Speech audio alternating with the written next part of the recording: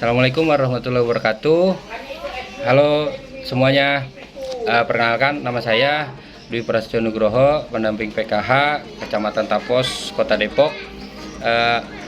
Pada kesempatan kali ini saya ingin menyampaikan video simulasi micro teaching pada modul 4 sesi 5 langkah 3 yang berjudul pencegahan dan penanganan stunting melalui pemenuhan kesejahteraan bayi baru lahir dan ibu menyusui.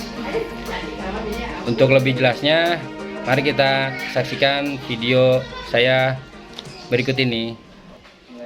Assalamualaikum warahmatullahi wabarakatuh. Waalaikumsalam warahmatullahi wabarakatuh. Apa kabarnya ibu-ibu? Alhamdulillah baik. Alhamdulillah. Kita bisa berjumpa lagi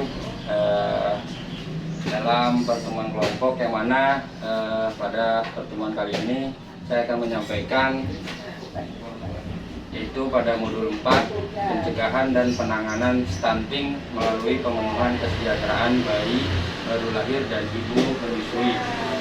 Nah, untuk modul 4 namanya modul pencegahan dan penanganan stunting ya ibu-ibu. Iya, Pak. Nah, sebelum saya mulai saya ingin menyampaikan yel terlebih dahulu. Nah, jadi yelnya seperti ini. Ingin anak sehat, berikan gizi terbaik. Nah, ibu jawabnya berikan gizi terbaik. Nah, tapi gayanya begini ya. Nah, terus kalau saya bilang stunting, no, 3 kali. Nah, terus saya bilang terakhir, are you ready? Yes. Bisa? Insya Bisa? Allah. Kita coba ya. Ya. 1, 2, 3. Ingin anak sehat, berikan gizi terbaik. Stunting? No. Are you ready? Yes. Oke, tepuk tangan. Ya, diingat-ingat ya, ianya ya. Nah, kita masuk ke pembahasan berikutnya, Bu, yaitu mengenai diskusi. Nah, diskusi kali ini kita membahas tentang jenis dan manfaat kebiasaan atau tradisi ketika menyambut ibu dan bayi baru lahir. Nah, di sini ada Bu Fitri sama Bu Anita yang sudah pernah merasakan melahirkan seorang anak ya, bahkan lebih dari 1 kan. Nah, ini saya mau bertanya nih kepada Bu Fitri sama Bu Anita. Nah, biasa Bu, untuk tradisinya itu apa saja sih Bu? Nah, untuk lebih jelasnya ini diskusikan masing-masing, jadi ditulis ya biasanya apa saja tradisi kita untuk menyambut ibu dan bayi baru lahir. Nah, ini nanti saya minta perwakilan dari tiap-tiap peserta, Ibu, Bu Fitri dan Bu Anita menyampaikan hasil apa yang ditulis biasanya habis melahirkan. Gitu. Nah, coba ditulis Bu apa aja, nanti biar disampaikan, saya kasih waktu 1 menit.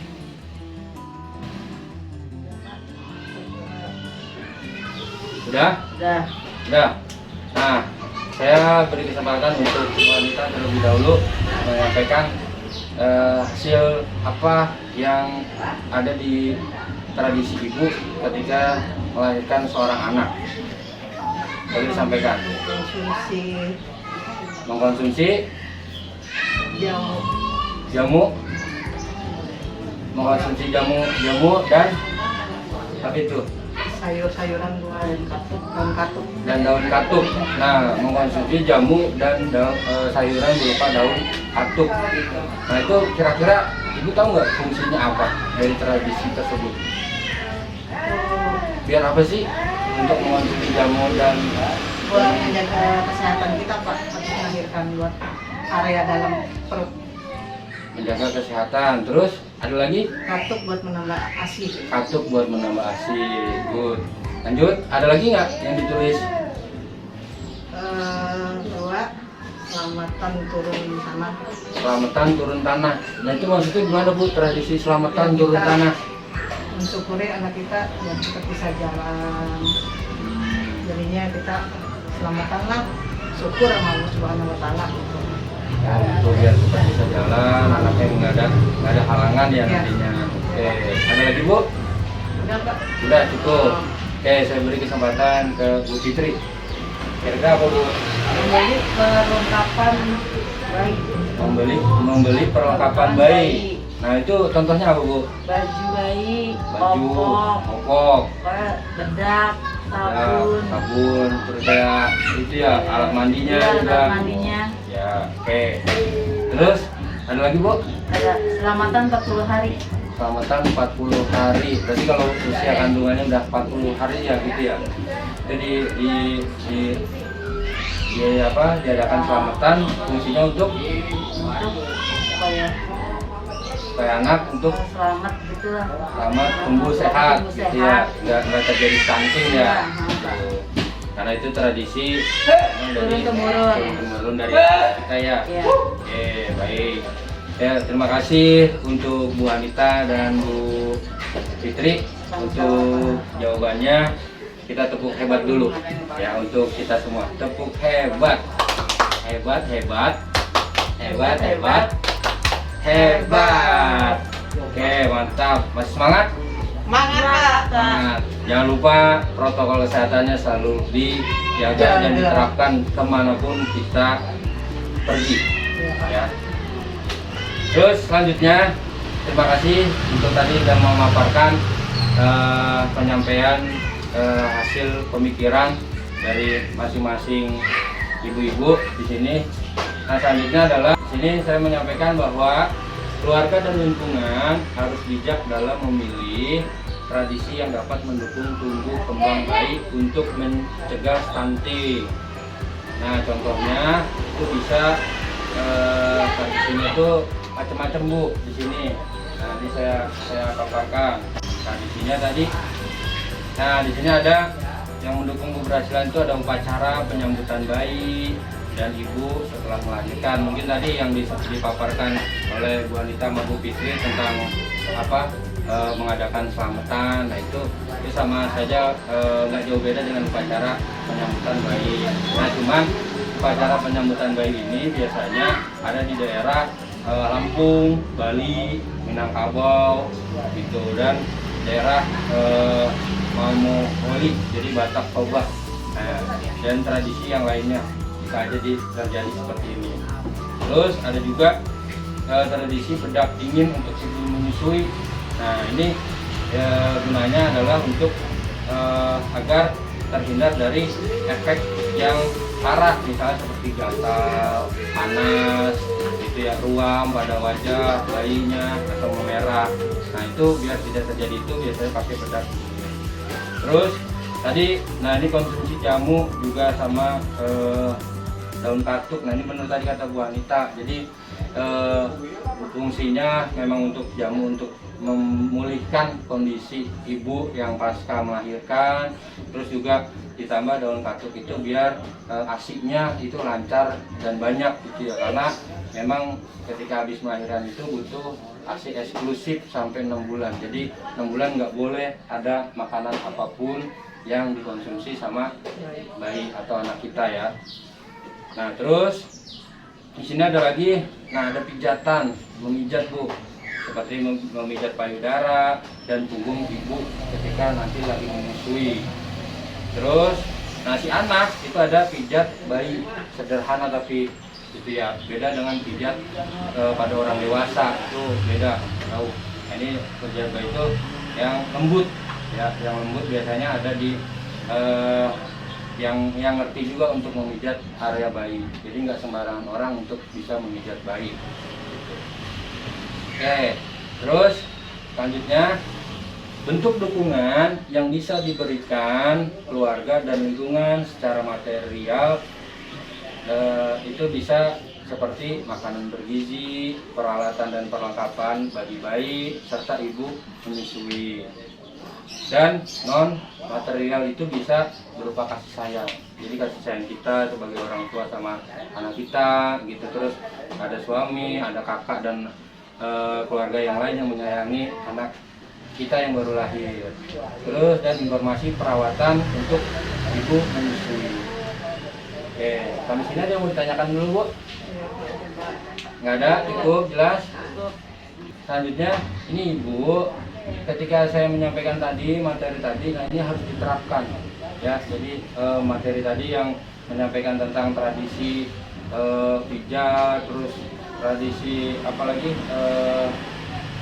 apa tadi minum jamu itu. Nah itu diterapkan nanti di rumah ya, itu di rumah masing-masing, dan kalau bisa kasih tahu sama tetangganya yang lain yang memang ketika dia habis melahirkan nanti, atau misalnya kita udah tahu nih dia mau detik melahirkan, nah nanti itu kita kasih tahu lagi gitu, Bu ini saya dapat informasi dari Pak Dwi pendamping PKH, nanti ibu habis melahirkan harus minum jamu, makan sayur katuk, terus melakukan pemijatan pada bayi, terus selamatan. Nah, itu disampaikan, nanti diterapkan di lingkungan ya Bu, kalau misalnya ada.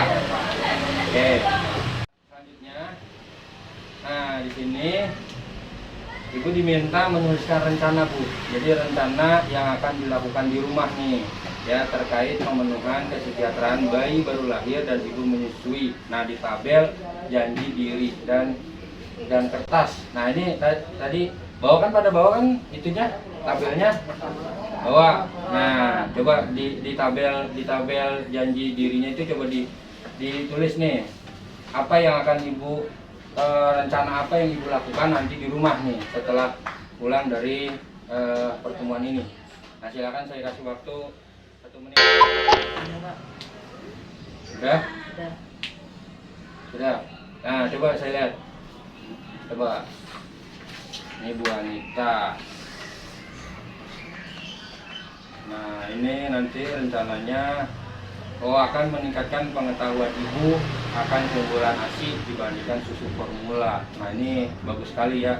Nah, ini nanti pertemuan berikutnya nanti saya periksa nih Bu tabel janjinya nih, kayak pertemuan sesi 4 sebelumnya mendukung ibu dan ayah berikan stimulasi pada janin waktu itu. Nah ini sudah selesai dilakukan nih, sudah saya tanda tangani itu pada pertemuan sebelumnya. Nah nanti pertemuan berikutnya sesi 6 nanti saya tabel janjinya ini selalu dibawa lagi ya. Nanti saya lihat apakah ibu sudah melakukan rencana ini atau belum gitu ya. Dan kalau misalnya belum, apa kendalanya gitu. Nanti sharing sama saya gitu. Kalau sudah berarti ya alhamdulillah. Oke baik, ini buat ini coba Bu Fitri. Nah ini rencananya pemenuhan kebutuhan gizi dan kasih sayang yang cukup sehingga ibu bisa memberikan ASI eksklusif sampai 6 bulan. Nah berarti ini gizinya harus cukup nih untuk anak ya, sama kasih sayangnya juga diberikan yang cukup. Jadi jangan sampai anak ditelantarkan atau ditinggal, nanti ntar perkembangannya nggak baik atau bisa mengalami stunting. Apalagi di sini ibu harus berikan ASI eksklusif sampai 6 bulan. Nah jadi benar-benar diberikan setiap saat tuh sampai 6 bulan. Nah kalau emang tadi ibaratnya ASInya kurang atau ibarat sudah sedikit, nah berarti tadi syaratnya tadi apa?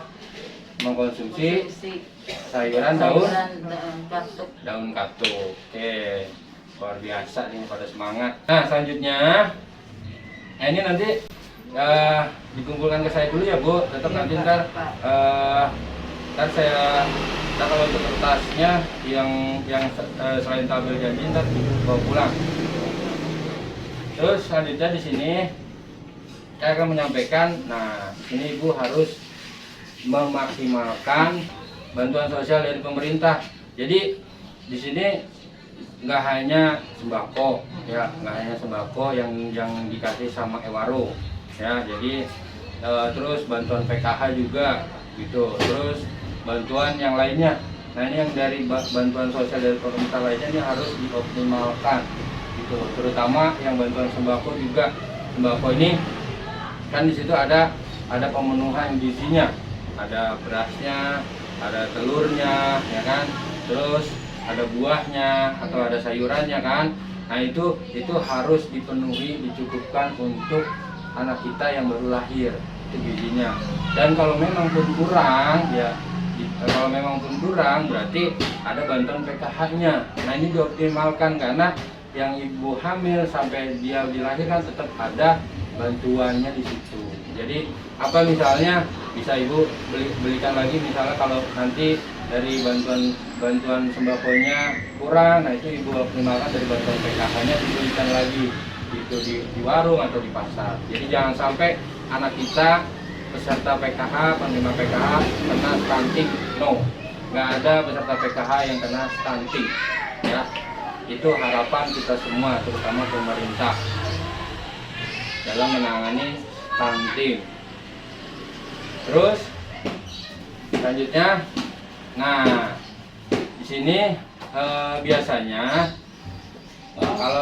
kalau kita untuk mengetahui lebih lanjut nih ya terkait untuk bayi baru lahir dan ibu menyusui, nah ini yang dirasa misalnya dari saya kurang gitu ya, selaku pendamping PKH, tenaga kesejahteraan sosial, ibu bisa nanti saya bantu untuk kita sama-sama saya antar ke puskesmas. Nah, lebih jelasnya nanti di situ ibu-ibu bisa nanya lebih detail ya dengan dokternya atau dengan bidannya gitu atau dengan perawatnya gitu. Nah ini hal apa saja yang memang nanti terkait untuk pemenuhan kesejahteraan anak baru lahir, anak kita yang baru lahir tadi.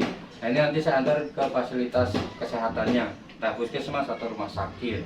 Jadi jangan sampai bertanya atau menghubungi yang justru malah membingungkan kita, dan kitanya juga ya merasa dianya bukan tenaga kesehatan atau tenaga kesejahteraan sosial. Nah itu jangan sampai tuh, ya. Jadi tetap sama-sama kita ke fasilitas kesehatan. Tuh. Terus, nah sampai sini ada yang mau ditanyakan nggak ibu-ibu? Nggak ada, cukup. Nah kalau memang cukup, mungkin pertemuan kali ini saya cukupkan dulu sampai di sini kali ya Bu, gitu ya. Kalau nggak ada, terima kasih banyak ya sudah hadir di pertemuan ini Bu Anita, Bu Fitri, gitu ya. Salam sehat selalu gitu untuk ibu dan juga bayi yang baru lahir, gitu ya. Terus kita berdoa sama-sama, kita mengucapkan hamdalah, alhamdulillahirabbil alamin. Oke, terima kasih. Hanya kata dari saya. Bila bisa bilhaq, wassalamualaikum warahmatullahi wabarakatuh.